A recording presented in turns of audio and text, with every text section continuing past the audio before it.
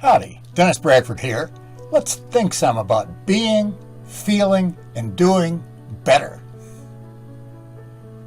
Let's contextualize our inquiry into the nature of emotional well-being. To live well is to be wise. We can seek wisdom starting with some clue about what we're looking for, or without any real clue. 1. If we approach it with a completely open mind, there are two different ways to aspire to wisdom. Any aspirant to living well or wisely is, by definition, a philosopher.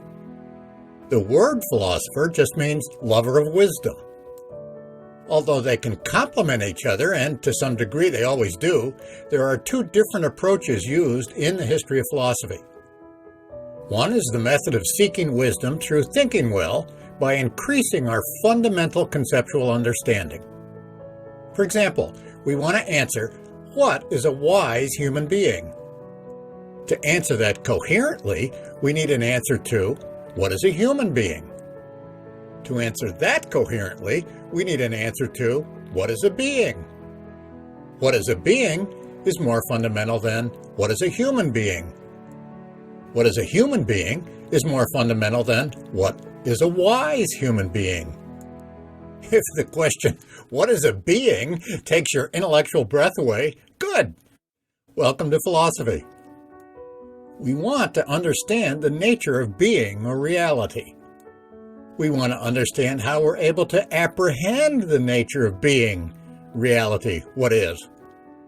The reason we want to understand the nature of being is to live better. We want to be and to do well. That's an ethical motivation. We have right there the three core philosophic disciplines, namely ontology, the study of being, epistemology, the study of apprehension, and ethics, the study of what to be and to do. All the other philosophic disciplines are philosophy of disciplines, such as the philosophy of science, of law, of art or aesthetics, of history, of logic, of religion, and so on. That's how to contextualize the Western philosophical tradition. There are many different conceptual frameworks or philosophies that have been proposed by philosophers in the Western tradition. Interestingly, and perhaps not surprisingly, there have been well-known major Western philosophers like Plotinus and Eckhart who ultimately promoted non-conceptual apprehension. That's the method that is most common in the Eastern philosophical tradition. It relies on no thought, by detachment from conceptual thinking. This is the method that is most common in the Eastern philosophical tradition. Interestingly, and perhaps not surprisingly, there have been well-known original Eastern philosophers like Nagarjuna and Dogen who were obviously sophisticated thinkers. Furthermore, some major Eastern philosophers like Confucius didn't rely on the method of no thought at all.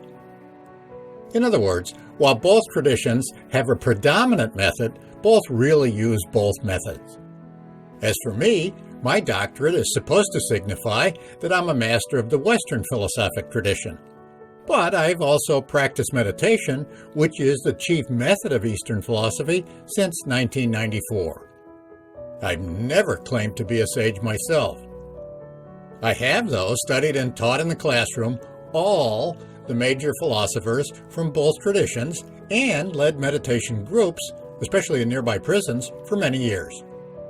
Interestingly, and also perhaps not surprisingly, the two philosophic traditions have influenced each other. For example, Hume was the greatest thinker in the Western tradition whose native language was English.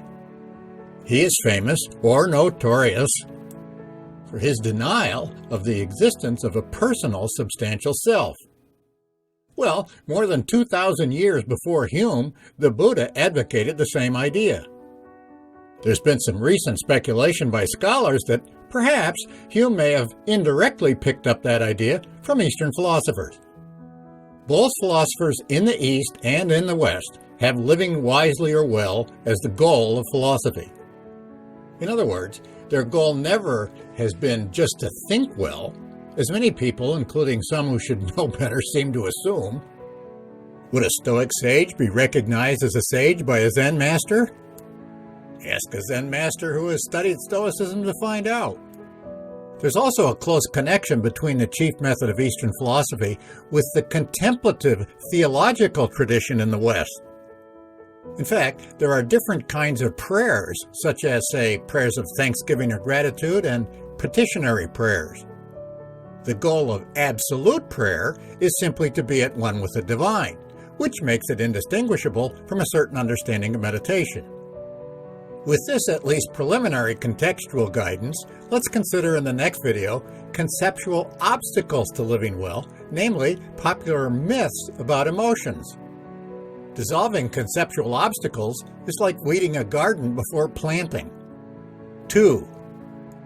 If we approach wisdom with some idea of what we're looking for, we'll quickly wind up using either the chief method of Western philosophy or the chief method of Eastern philosophy anyway. For example, suppose we begin with the idea that to be wise is to be enlightened, spiritually awake or realized. The way to enlightenment is the way of no thought, which transcends the domain of duality. No thought is the chief method of Eastern philosophers. For example, suppose we begin with the idea that to be wise is to be saved. This path leads in Western philosophy to the philosophy of religion. What is a religion? At least usually, there cannot be a religion without a creed, a set of beliefs. Again, beliefs are dualistic thoughts to which we attach. If so, the idea of salvation primarily relates to the domain of duality. If that domain is ultimately a delusion, there's no point to salvation. Either way, whether we approach living wisely with no initial idea of wisdom or with one, we should dissolve obstacles that block our progress. In the case of emotions, there are at least 5 myths about emotions that keep us stuck. Let's examine the first myth in the next video. Let's end emotional distress.